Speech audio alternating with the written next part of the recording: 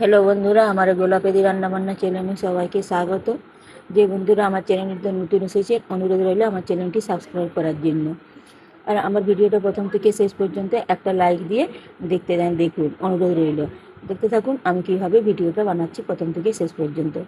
এই দেখুন, আমি সবকটা সবজি কেটে নিয়েছি: গাজর, বিট, পেঁয়াজ, কাঁচা লঙ্কা আর বড় একটা লাল লঙ্কা। এদিকে আমি কড়াই বসিয়ে দিয়েছি, তেল ঢেলে দিয়েছি, তেল গরম হয়ে গেছে। এখন আমি গাজরটা ভেজে নিচ্ছি। এই দেখুন, পরিমাণ মতো লবণ দিয়ে দিচ্ছি গাজরটার উপরে, দিয়ে একটু নাড়াচাড়া করে আমি বিটটা এর উপরে দিয়ে দিলাম।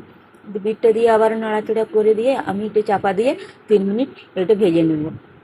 মিডিয়াম ফ্লেমে রেখেছি গ্যাসটা, লো রাখিনি, হাই রাখিনি। দিয়ে এক সাইডে আমি এটা সরিয়ে দিচ্ছি চাপা দিয়ে। আবার এদিকে একটা বাটি বসেছি, এদিকে কিছুটা সাদা তেল দিয়ে 1 চামচ লবণ দিয়ে এদিকে আমি পাস্তাটা সিদ্ধ করতে বসে দিচ্ছি। আর অপর দিকে আমার সবজিটাও ভাজা হচ্ছে।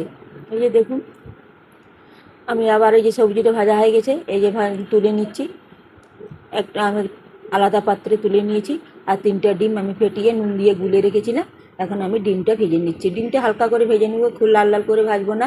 এই যে দেখুন, এইভাবে আমি খুন্তিটা অনবরত নাড়াচাড়া করে একটু ভুজিয়ার মতো করে এই যে ভেজে নিয়েছি। এই যে ডিমটাও আমি ঢেলে নিয়েছি।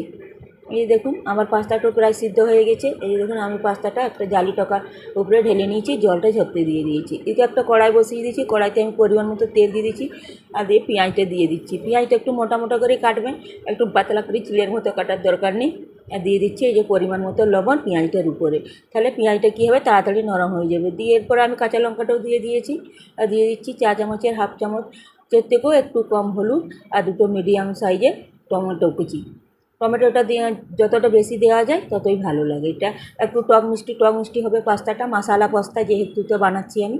এরপর দিয়ে দিচ্ছি ভেজে রাখা সবজিগুলো। এই যে দেখুন, ভেজে রাখা সবজিগুলো আমি দিয়ে অনবরত নাড়াচাড়া করে আর ম্যাগি মশলাটা দিয়ে দিচ্ছি। হাফ প্যাকেট দিচ্ছি ম্যাগি মশলা, পুরোটা দেবো না। দিয়ে অনবরত নাড়াচাড়া করে দেখো টমেটোটা আমার গলে গেছে এদিকে।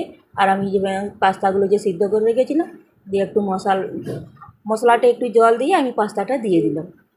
জল কিন্তু এই চা চামচের 1 চামচ কি 1.5 চামচ দিয়েছি, খুব বেশি জলটা দেবো না। দিয়ে অনবরত এই যে নাড়াচাড়া করে এটা আমি রান্না করে নেব। দেখুন, আমি সার রাইসের পাস্তা মশলা দিচ্ছি হাফ প্যাকেট। এরপর আমি দিয়ে দিচ্ছি ভুজিয়া করে যে ডিমটা ভেজে রেখেছিলাম সেটা। সার রাইসের পাস্তা মশলাটা দিলে পাস্তার স্বাদটা দ্বিগুণ বেড়ে যায়। অবশ্যই সার রাইসের পাস্তা মশলাটা দেওয়ার চেষ্টা করবেন। এই দেখুন, এইভাবে নাড়াচাড়া করে আমি কিছু সময় ধরে এটা রান্না করে দিচ্ছি, গ্যাসটা লো ফ্লেমে করে। দিয়ে এই পর্যায়ে আমি দিয়ে দিচ্ছি হাফ চামচ ঘি দিয়ে দিচ্ছি, বড়ো চামচের হাফ চামচ ঘি।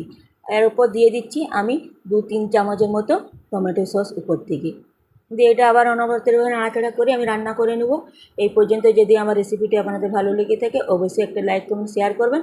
আর অনুরোধ রইলে আমার চ্যানেলটি সাবস্ক্রাইব করার জন্য। এই যে দেখুন, আমার নামিয়ে নিয়েছি, আমি সাজিয়ে নিয়েছি। ও রিং রিং করে আমি পেঁয়াজ কেটে রেখেছিলাম, উপর থেকে পেঁয়াজ আর লাল লঙ্কা দিয়ে আমি সাজিয়ে নিয়েছি।